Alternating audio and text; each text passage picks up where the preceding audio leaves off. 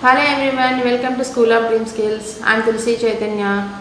Today's topic is how to give a traditional and handcrafted look to plain clutch purse. I hope it will be suit for our traditional outfits and handloom outfits also.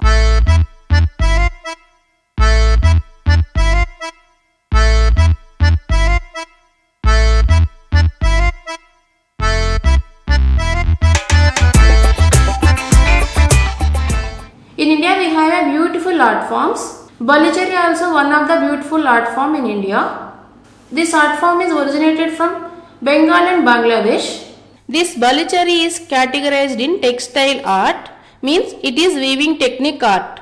Generally, this Baluchari art form we can notice on sares. That is called Baluchari sares. These garments worn by across India and Bangladesh. This weaving we cannot do it at home. That's why now I am doing weaving effect with painting techniques using fabric colors. Here I am using Fevicryl pearl metallic colors for gold thread look. See, this is my plain clutch. I took plain pattu fabric clutch. Now I am going to make this more beautiful with the Baluchari art.